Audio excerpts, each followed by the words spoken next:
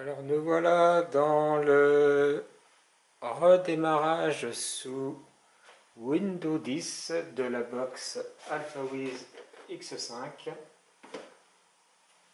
Je branche en plus un disque dur USB 3 sur le port USB 3 et une clé USB 2 sur le port USB 2.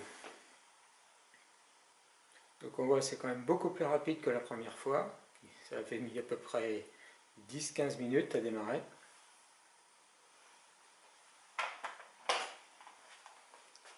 Donc nous voilà sur la page d'accueil classique de Windows. Et j'ai mis un bâtiment. Il va bien. Voilà. Donc comme on a vu la dernière fois, il y a un bouton Switch Now qui permet de fermer la session Windows et de démarrer la session Android. Et à part ça, il n'y a vraiment pas grand chose d'installé. Donc, bonne nouvelle, on voit bien ce PC. On va voir tout de suite quelles sont ses propriétés.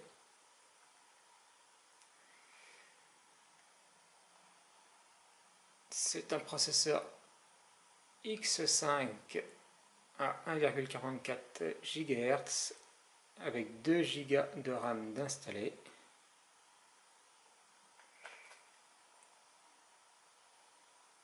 Il est activé, contrairement à ce que disait le petit papier avec qu'il pouvait y avoir un souci d'activation. Donc tout va bien à ce niveau-là. Ensuite,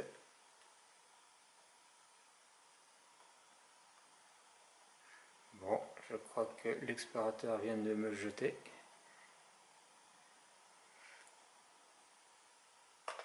On recommence.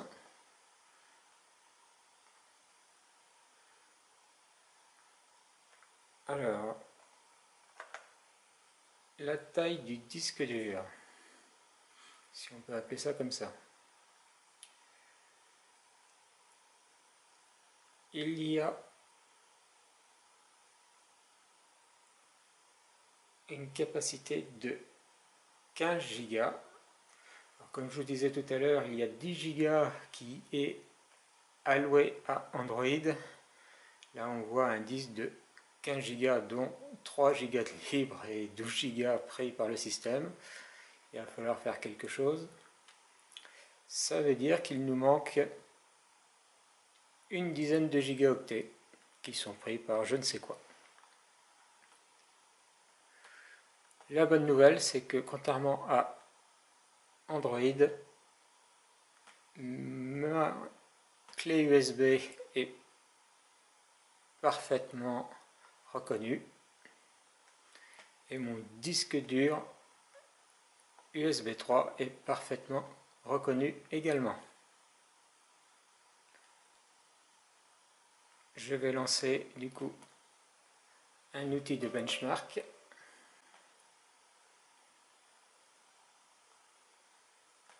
Et c'est parti.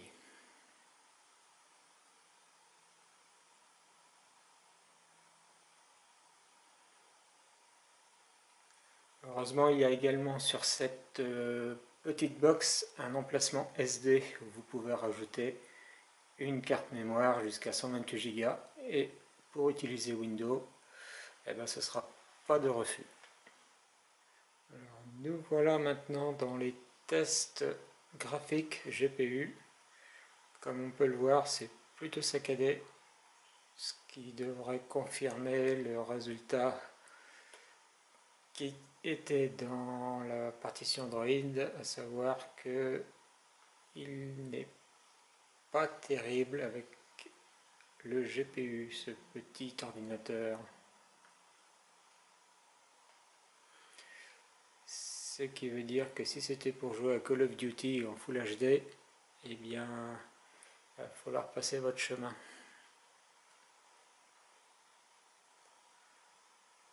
Voilà. Nous voilà dans les résultats.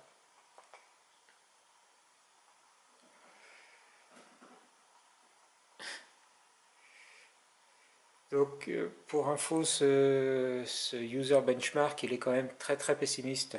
Son but étant de faire acheter du matériel. Donc c'est pour ça qu'il dit qu'on est l'équivalent d'une planche de surf alors qu'on peut aller jusqu'à un yacht de compétition. En gaming, il n'est pas si désagréable que ça. Pour info, j'ai également un PC Core i7 avec une Nvidia. Il me dit que je suis à 18% sur un Core i7 et à 47% en desktop. Là, finalement, je suis pas si mal. Alors, le PC est bon,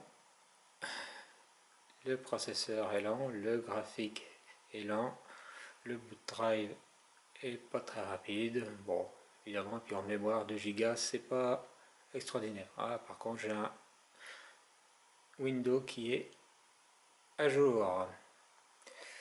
Ça nous dit des choses aussi intéressantes, que la motherboard, la carte mère est équipée de chip AMI Cherry Trail, qui j'ai presque 1 Go de RAID libre sur les 2 Go et qu'elle fonctionne à 1,1 GHz. Et que très peu de choses tournent en background, donc tout va bien. Voilà, donc ça nous reparle du processeur, donc le X5 quad-core à 1,45 GHz. Bon, évidemment, il préférait un Core i9. Le processeur HD graphique avec 1 Go dédié, évidemment, c'est pas extraordinaire. On voyait bien que c'est saccadé. Et c'est de la mémoire, pour lui, c'est de la mémoire SanDisk de 32 Go. Bon, c'est pas si mal. Et puis après, c'est mes disques externes, donc tout va bien. Voilà. Effectivement,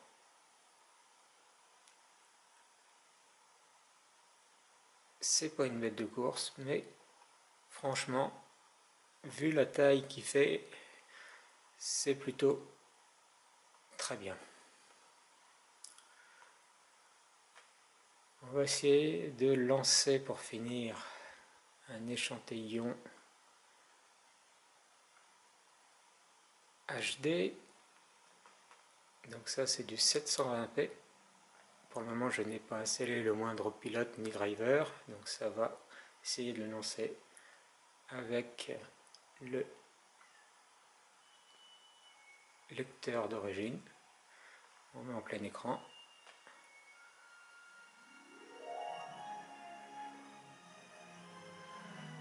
Comme on peut le voir, c'est tout à fait fluide, aucun problème à 720p.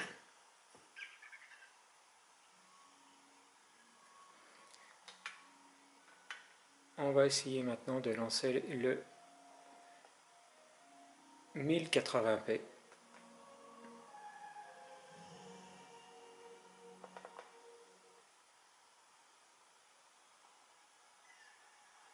On remet en plein écran.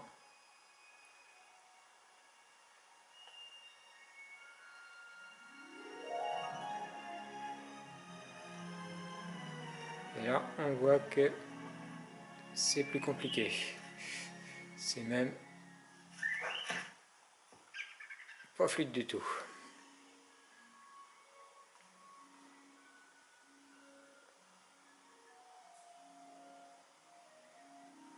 On va voir en fenêtre si c'est mieux.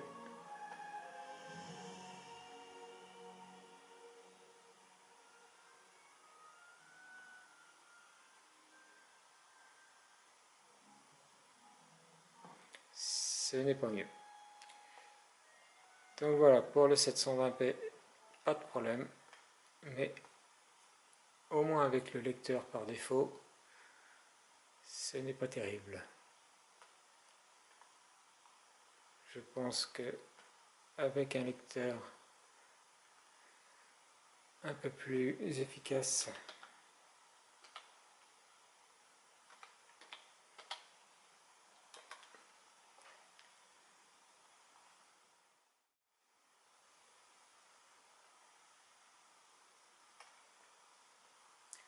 Voilà, on va essayer de lancer un fichier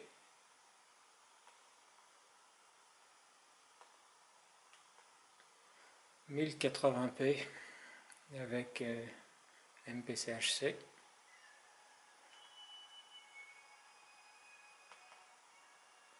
Et on voit qu'avec ce lecteur,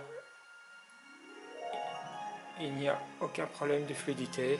Donc ce qu'on avait tout à l'heure avec le lecteur d'origine de Windows, c'est un manque de performance du lecteur. Cette box semble donc tout à fait acceptable pour lire des flux vidéo de haute définition et des fichiers vidéo de haute définition. Voilà, j'espère que cette présentation vous aura plu. Donc, la partie Android a quelques petits défauts, la partie Windows a beaucoup moins de défauts. Ça semble être un mini PC tout à fait convaincant pour un prix et une taille, tout ce qui est le plus raisonnable. Allez, ciao!